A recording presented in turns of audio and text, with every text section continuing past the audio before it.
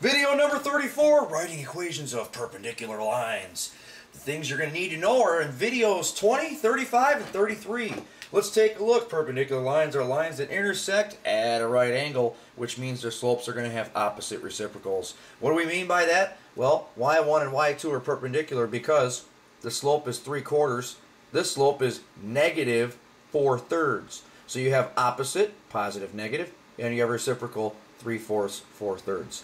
Negative 4, well, if negative 4 over 1 equals, is opposite reciprocal, positive 1/4. Okay? And then negative 1, positive 1 would be the only one where the numbers are actually the same, except one's negative, one's positive. Otherwise, you have to have the reciprocal situation. Alright, write an equation of a line that is perpendicular to y equals negative 2x plus 5/2 and contains the point 7, negative 2. Well, since we have perpendicular, we're going to use positive 1/2 rather than negative 2. And then we just put the 1/2 in for m, plug the 7 in for x, negative 2 in for y, multiply everything by 2, and get your slope-intercept form, and you're all set.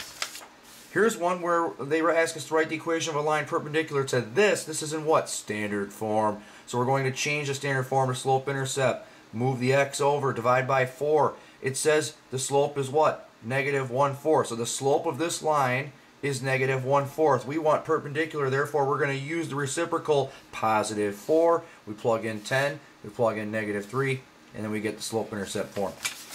Write an equation of a line that is perpendicular to y equals 4. Well, what kind of a line is y equals 4? It's a horizontal line. Therefore, we want a vertical line, because vertical line, horizontal lines are what? Bam, perpendicular. Therefore, the answer is x equals 7, because it has to go through that point. And then write an equation of a line that is perpendicular to the y-axis and contains this point. Well, the y-axis is a vertical line, last I checked. Therefore, we want a line that is what? Horizontal. So therefore, a horizontal line that goes through this is y equals negative 5. Questions or concerns, please send an email. And of course, good times.